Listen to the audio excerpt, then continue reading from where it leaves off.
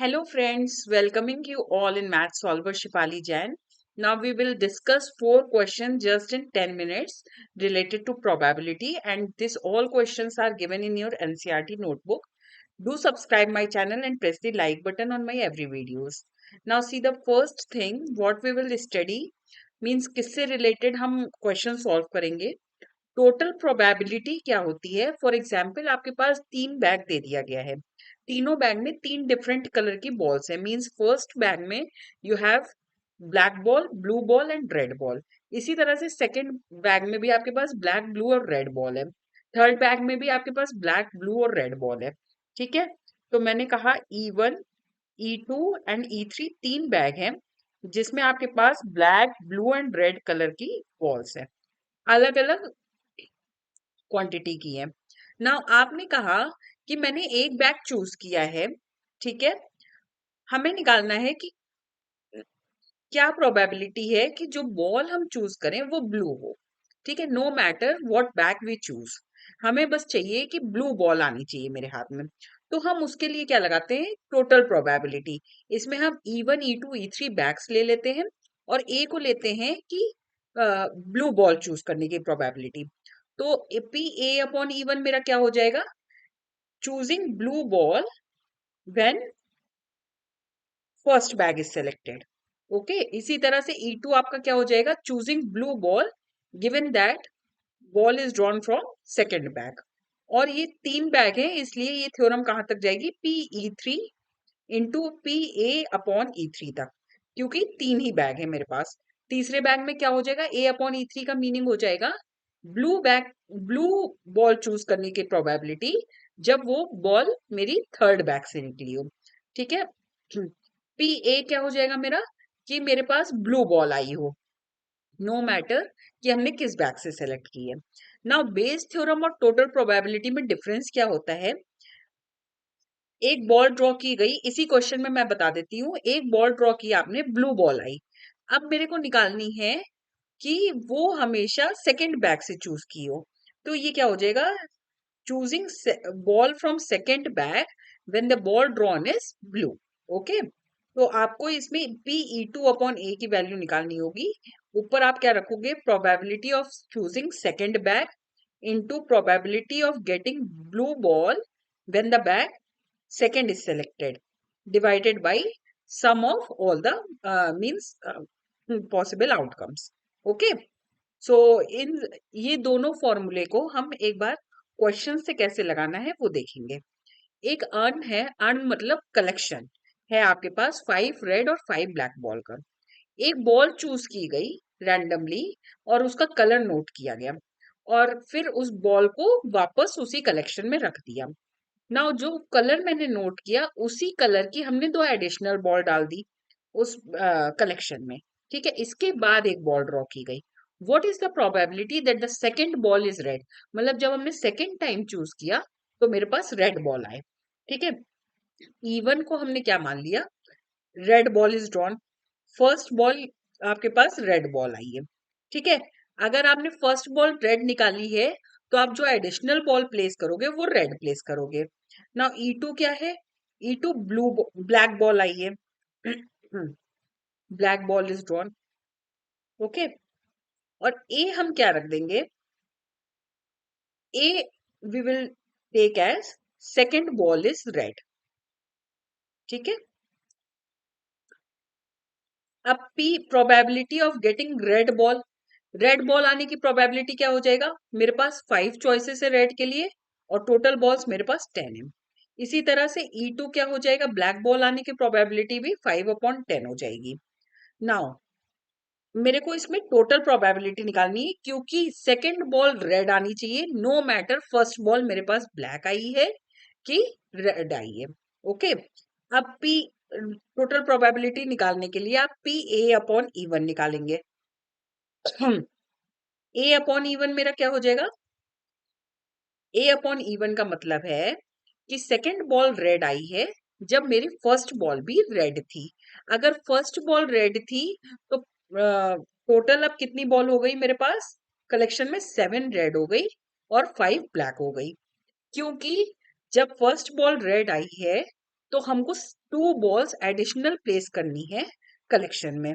So P A upon even क्या हो जाएगा, 7/12, क्योंकि मेरे पास अब रेड बॉल सेलेक्ट करने की 7 चॉइसेस हैं आउट ऑफ 12 बॉल्स। इसी तरह से P choosing red ball when you placed black ball in the urn means E2 हो जाए। आपको फर्स्ट बॉल ब्लैक मिली, मीन्स आपने कौन सी बॉल प्लेस की, अर्न में ब्लैक बॉल प्लेस की। नाउ आपको रेड चूज करनी है, रेड तो मेरे पास 5 ही रहेंगी। नाउ ब्लैक की क्वांटिटी बढ़ गई, 7 हो गई, इसलिए P A upon E two क्या हो जाएगा, 5/12।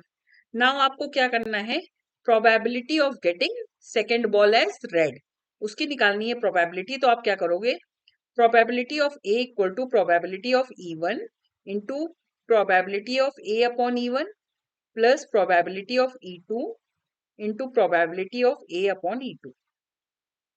नाउ सारी वैल्यू हम यहाँ पे पुट कर देंगे।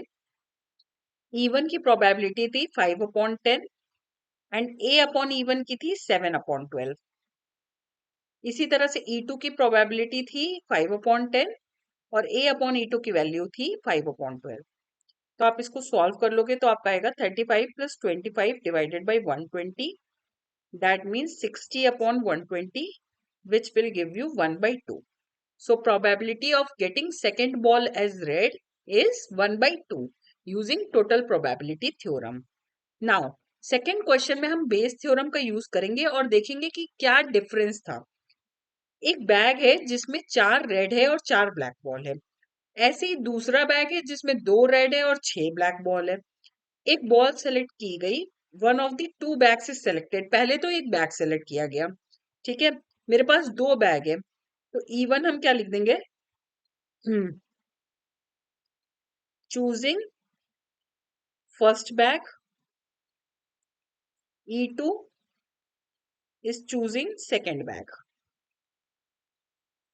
ओके, सो दोनों बैग चूज करने की प्रोबेबिलिटी क्या हो जाएगी, 1/2, ठीक है, क्योंकि मेरे पास 2 बैग है और उसमें से फर्स्ट बैग सेलेक्ट कर सकते हो या सेकेंड बैग सेलेक्ट कर सकते हो। Now and a ball is drawn from the bag, अब पहले तो एक बैग सेलेक्ट कर लिया, फिर हमने एक बॉल निकाली जो कि रेड निकली, ठीक है। अगर रेड बॉल आने की प्रोबेबिलिटी जब वो फर्स्ट बैग से निकाली गई हो, फर्स्ट बैग में मेरी 4 बॉल थी और टोटल 8 बॉल थी, तो ये हो जाएगी 4/8। इसी तरह से रेड बॉल निकालने की प्रोबेबिलिटी जब वो सेकेंड बैग से चूज की गई हो, तो सेकेंड बैग में मेरा कितनी बॉल थी, 2 रेड बॉल थी और टोटल बॉल थी मेरे पास 8, तो 2/8 हो जाएगी। Now find the probability that the ball is drawn from the first bag, हमको निकालना है probability of choosing second first bag when the ball is drawn red.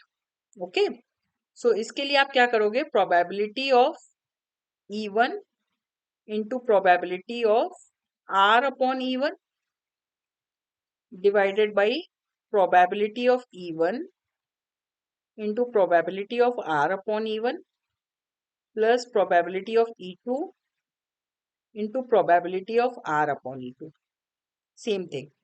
और ये ध्यान रखना है, जो ये E1 और E2 हम सेलेक्ट करते हैं वो हमेशा म्यूचुअली एक्सक्लूसिव होने चाहिए, मींस इनमें से कुछ कॉमन नहीं होना चाहिए, ठीक है। अब इसमें सारी वैल्यूज हम पुट कर देंगे, means 1/2 into 4/8 divided by 1/2 into 4/8 plus 1/2 into 2/8, that means 4/16 divided by 4/16 plus 2/16। इसको आप सॉल्व कर लोगे, आपका आएगा 4/16 divided by 6/16, that means 4/6, so our probability is 2/3. Okay, this is the difference between Bayes theorem and total probability theorem. Total probability theorem में हमें नहीं matter करेगा कि हमने कौन सा बैग चूज किया, और बेस थ्योरम में हमें ये देखना है कि कौन सा बैग चूज किया। ओके, इसी तरह से आप सेकंड क्वेश्चन देखिए। नेक्स्ट क्वेश्चन हमारा क्या है, एक of the students in a college, it is known that 60% reside in hostel and 40% are day scholars. Means 60% student तो हॉस्टल में रहते हैं और 40% बाहर से आते हैं। दैट मीन्स E1 हमने क्या ले लिया, हॉस्टलर है, और E2 क्या ले लिया, डे स्कॉलर है। ठीक है। E1 और E2 का सिलेक्शन हम लास्ट वाला स्टेटमेंट देख के करेंगे कि हमें किसकी प्रोबेबिलिटी निकालना है। और ए का सिलेक्शन हम कैसे करेंगे, लास्ट लाइन आप पढ़ो, one student is chosen at random from the college and he has an A grade. A का क्या लेंगे, college means student scoring grade A. ठीक है, this is the short trick for assuming E1, E2 and A. इससे आपको कोई confusion नहीं होगा। नाउ E1 की प्रोबेबिलिटी आपकी क्या हो जाएगी, अगर आपने ये नोट कर लिया फिर आपको क्वेश्चन करने में कोई भी प्रॉब्लम नहीं होगी। हॉस्टलर होने की प्रोबेबिलिटी क्या है, 60 बच्चे हॉस्टलर हैं आउट ऑफ 100 स्टूडेंट्स। इसी तरह से डे स्कॉलर होने की प्रोबेबिलिटी क्या है, 40 divided by 100। Now probability of getting A grade when the student is from hostel.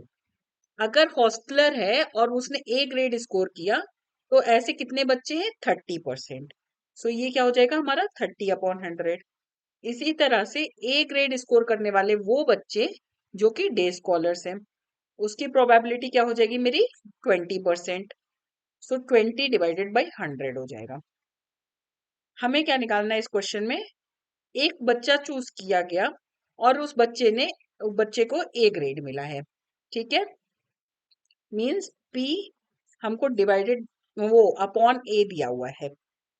ठीक है, what is the probability that the student is a hosteller.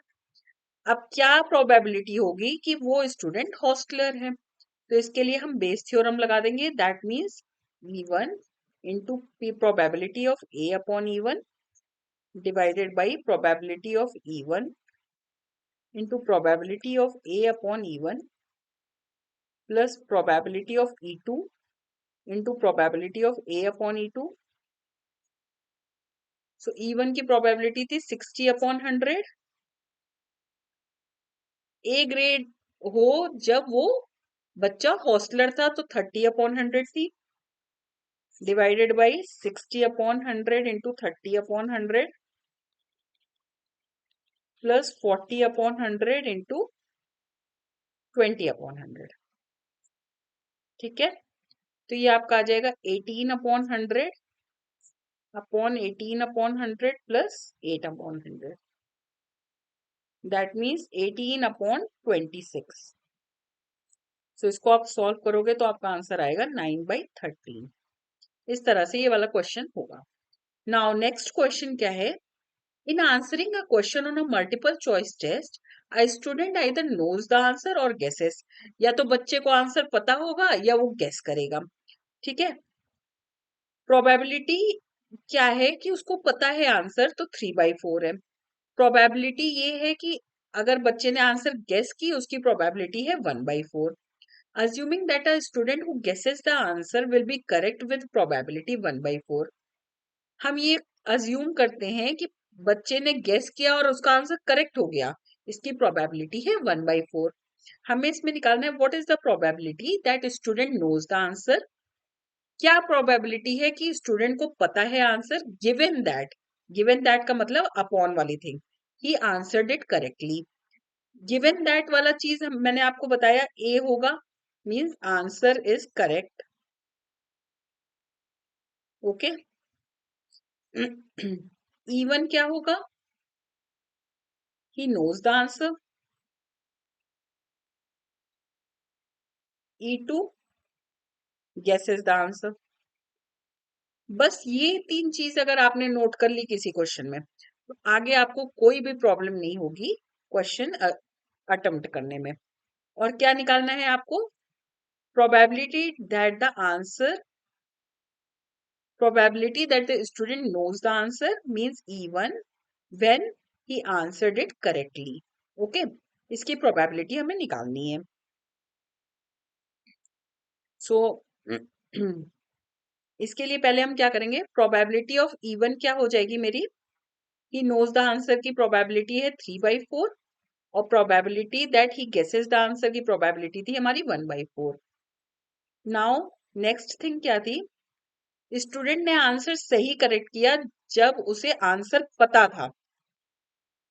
Student ने आंसर सही दिया जब उसे आंसर पता था, दैट मीन्स उसकी प्रोबेबिलिटी 1 हो जाएगी, क्योंकि अगर उसे आंसर पता है तो वो सही आंसर मार्क करेगा। ठीक है, probability that the student answer it correctly when he guesses the answer, ये क्या होगा 1/4। ओके, सो हमें निकालना है कि उसको आंसर पता था given that he answered it correctly. Okay, so इसके लिए आप क्या करोगे, probability of E1 multiplied by probability of A upon E1 divided by probability of E1 into probability of A upon E1 plus probability of E2 into probability of A upon E2। Okay, so E1 की probability थी हमारी 3/4 और A upon E1 था मेरा 1।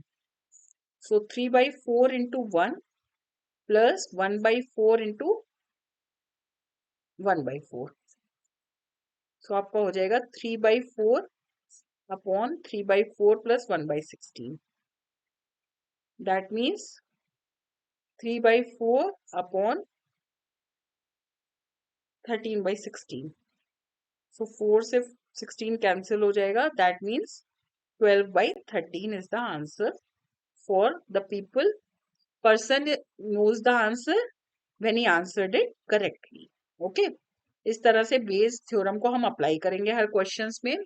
हम लोग और भी क्वेश्चंस एनसीईआरटी के नेक्स्ट वीडियो में सॉल्व करेंगे। So thank you so much for watching my video. Please मेरे चैनल को सब्सक्राइब करना मत भूलना। Bye bye.